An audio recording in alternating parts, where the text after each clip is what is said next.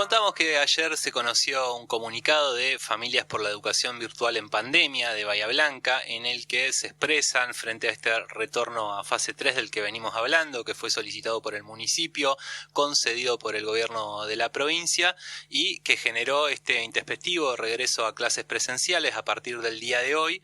Bueno, a raíz de esto es que se constituye este grupo de Familias por la Educación Virtual en Pandemia. A través de este comunicado invitan, ¿no?, a quienes deseen sumarse y manifiestan también su posición, que tiene que ver con este retorno a fase 3, con la vuelta a la presencialidad escolar, y remarcan algo que decíamos hoy en el programa, que se informó el mismo día que Bahía Blanca tuvo un récord en el registro de muertes por coronavirus, 13 muertos el sábado pasado. Lamentablemente hay que hablar de 13 nuevos muertos y ponerlo como un récord, como si fuera un logro, pero son personas que se van y no vuelven más. También remarcan, como decíamos, que el promedio de casos no ha bajado, que hay todavía una saturación de los hospitales, que por estas horas, recién charlamos con el doctor Casela, se están cuestionando los números que brinda el municipio. Bueno, dan cuenta de todo esto, señalan que la vacunación avanza lentamente, ya que ha alcanzado una parte minoritaria de la población, y lo que señalan es que en este contexto no están dadas las condiciones para la vuelta a la presencialidad.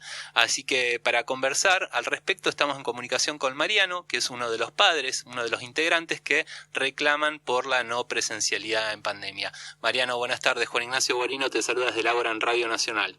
¿Qué tal, Juan Ignacio? Buenas tardes.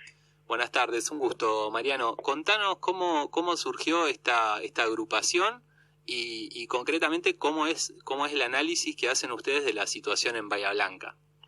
Bueno, surgimos el fin de semana cuando nos enteramos que la fase 3 reclamada por el gobierno municipal no solamente había sido aceptada por el gobierno provincial, sino que también incluía la presencialidad.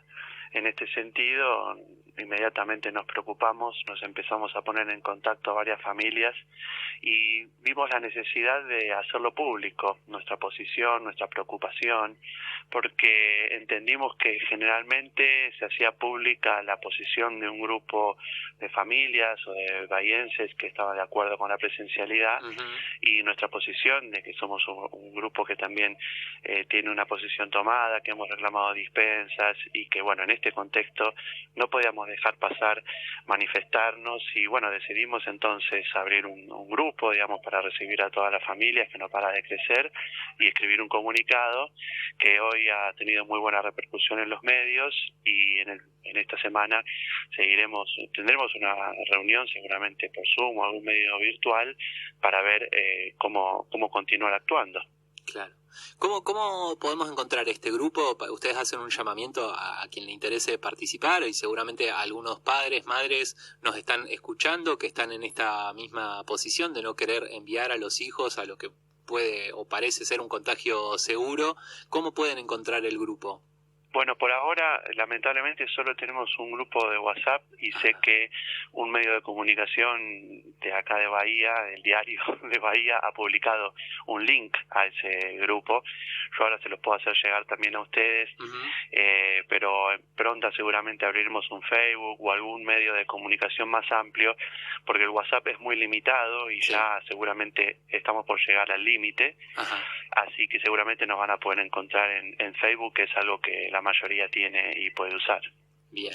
Y en relación a lo que es la situación epidemiológica de Bahía Blanca, un poco comentábamos por el comunicado, ustedes el análisis que hacen es que los casos no han bajado, pero en relación a la ocupación de camas, ¿cómo la ven? Porque, digamos, el dato que permitió este ascenso a fase 3 tiene que ver con la caída en la ocupación de camas de terapia intensiva, que es un dato que en principio sería objetivamente cierto, pero por otro lado es de sentido común que si la ocupación crítica es el 80%, con un 70-75% uno está al borde de tener esa nueva ocupación crítica, máxime cuando va a fomentar la circulación a través de las clases presenciales. ¿Ese es el análisis que ustedes hacen?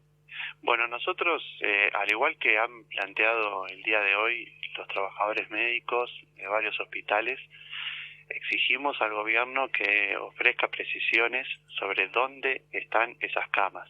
Uh-huh. Yo llevo adelante por la preocupación que tiene cualquier ciudadano, ¿no? Sí. Que estoy vinculado con mi trabajo, entrar todos los días y ver cómo está la situación de la pandemia. Uh-huh. Y hasta lo que era el fin de semana, uno veía que había aproximadamente 44 camas destinadas a COVID. Sí.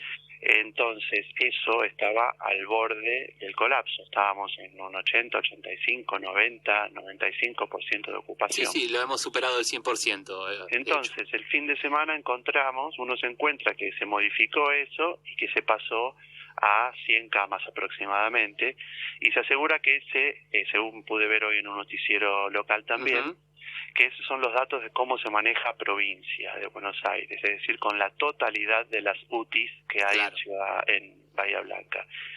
Pero lo cierto es que los hospitales municipales y los públicos, que son los que reciben a la gran masa de los enfermos, han dicho ¿dónde están esas camas? Porque nosotros estamos saturados, estamos poniendo más pacientes y tendríamos que entonces derivarlos a esos hospitales privados que supuestamente tienen lugar. Entonces, lo que expresa esto y da cuenta de que tiene que haber una centralización del sistema médico en el Estado en este momento de pandemia, porque si no, no tenemos ninguna seguridad de qué son los datos que está manejando el gobierno para justificar esta fase 3, que hasta hace 4 días estábamos en una situación completamente saturada y ahora de repente tenemos una ocupación del 70% sin que hayan sido modificadas las variables de contagio. Entonces, bueno, eso hay que responderlo y lo tiene que hacer el gobierno. Sí, es cierto. Y mira, me permito sumar algo a lo que vos decís. Si uno ve este nuevo sistema que vos bien decías que está figurando ahora en la página, que reemplazó al anterior, que fue totalmente eliminado, uno ve que el día 14, sábado, hay 107 camas de cuidados intensivos total, lo mismo el día 15, sábado 15, perdón, pero ya el día 16 son 100 las camas, es decir que 7 camas se esfumaron, y el día de hoy ya se informan 81. Son más de 25 camas que desaparecieron en 2 días. Con lo cual, me parece que lo que está pasando, y por las charlas que yo he tenido con trabajadores y directores de hospitales, es que se han asignado como camas COVID algunas que no las son o que pueden llegar a utilizarse, pero que no estarían realmente disponibles como UTIs. Exactamente, bueno, eso hay que explicarlo, saber qué pasó, y está claro que hay un movimiento de camas que se asignan a COVID en función de cómo evoluciona la pandemia. En algún momento, cuando estaba más leve, estaban en torno de los 30, luego se aumentaron en torno de los 40. Uh-huh. Pero tiene que quedar claro entonces cuántas terapias intensivas hay en Bahía Blanca efectivamente, cuántas están en el sector público, cuántas en el sector privado, y una parte de ella tiene que estar dedicada obviamente a COVID, porque hoy hablaba con otros, lo que evaluamos ayer con otros compañeros, yo lo comentaba en otros medios, sí, es que uno ya no solamente teme enfermarse por COVID, tiene enfermarse de cualquier cosa, sí, teme claro, que estar caminando y lo atropelle un auto, quebrarse un pie, lo que sea, porque no puede ir a ningún hospital. Entonces, esta es una cuestión que hay que clarificarla cuanto antes, porque como vos bien decís, estos números no son confiables. No son confiables, arrojan muchas dudas. Si decimos que de 107 camas, 81 en 2 días, algo raro hay. Y aparte el otro dato es que yo creo que es positivo este nuevo sistema para informar los datos porque es más transparente. El otro nos hablaba de una asignación, que una asignación es algo burocrático, no nos habla de un total disponible, del pool de camas total disponible, pero lo que llama la atención es que si cuando reducís la movilidad estás al tope de la ocupación, ahora querés generar más movilidad, vas a ocupar esas camas que no son COVID. Para mí es muy llamativo esto. Ahora hago un pequeño señalamiento, sí, te interrumpo, porque vos señalás que yo creo que también se ve mejor de esta forma como se informa, pero hay un dato preocupante. Ajá. Si esto incorpora a las camas de hospitales privados, ¿puede acceder cualquiera ahí? ¿Qué significa eso? Porque si estuviera centralizado por el municipio y cualquier persona de Bahía Blanca puede acceder a esa cama, bueno, bárbaro, tenemos un nivel X de ocupación. Pero si a un nivel de camas dadas solamente puede acceder quien tiene una obra social, entonces no estamos hablando de camas objetivamente disponibles para todos. Claro. Entonces eso hay que tenerlo en cuenta, salvo que ocurra, como estamos nosotros reclamando, o en este caso yo, Sí. y sé que otras organizaciones también, de que todas las camas sean centralizadas por el sistema público. Sí. Sí, bueno, ese es un gran debate que también está cruzando la política nacional. En su momento la vicepresidenta también pidió un sistema centralizado para manejar situaciones críticas como es la pandemia. No se ha avanzado mucho en eso, también me parece que hay mucho lobby en contra. Pero esperemos que en los próximos días se aclare el panorama mínimamente en cuántas son efectivamente las camas de terapia intensiva que hay en Bahía Blanca, y esto otro que vos señalás, que no es menos importante, que es si las camas de hospitales privados uno puede acceder o tiene que tener una obra social o pagar, que es algo que no todos pueden hacer. Y por último, Sí. destaco algo que señalaste vos cuando recién estabas hablando, que estamos en un nivel de casi 70% de ocupación, incluyendo todas estas camas. Entonces, no es que ni siquiera diciendo, no, pasa que aparecieron de abajo de la banda una cantidad de camas que nos quedamos todos tranquilos. A este nivel de circulación y con la vuelta a clases habilitada, ese 70%, esas 30 camas, que más o menos 25 camas libres que tenemos, se ocupan en Sí. una semana más. Sí. Entonces, una vez que se ocupan, ¿qué vamos a esperar? ¿Que se acumulen los muertos en los pasillos de los hospitales para darnos cuenta? Sí, no tiene ningún sentido, y aparte es falso que hay una dicotomía entre salud o economía, porque bien podríamos haber estado en fase 2 con cumplimiento efectivo, con las fiscalizaciones que faltaron, una semana más para achatar la curva de contagios, y luego sí volver a una fase 3 con un piso de contagios más bajo. Pero ahora, como decís vos, es un cóctel explosivo volver a fase 3.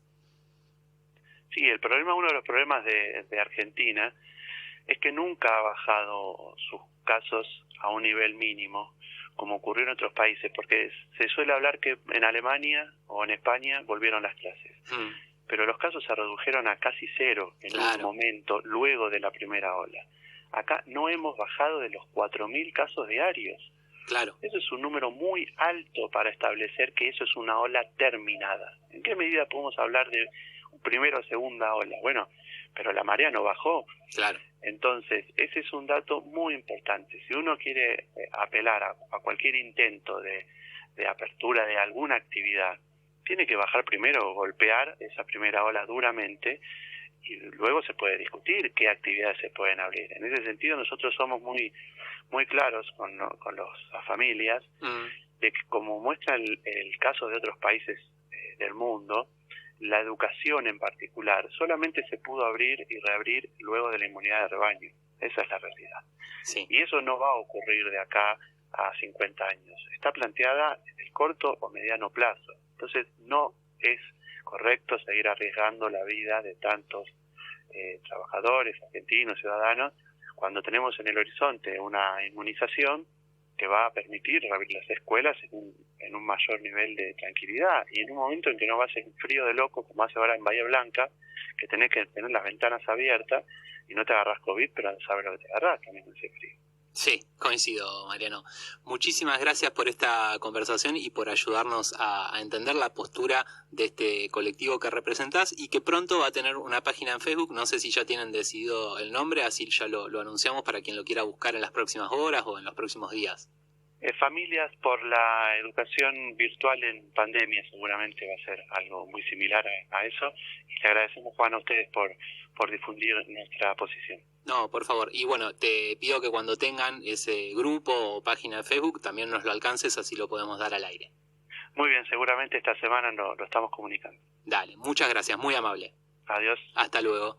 Era Mariano de este grupo de padres que se han autoconvocado, padres, madres que se han autoconvocado por la educación virtual, familias por la educación virtual en pandemia de Bahía Blanca.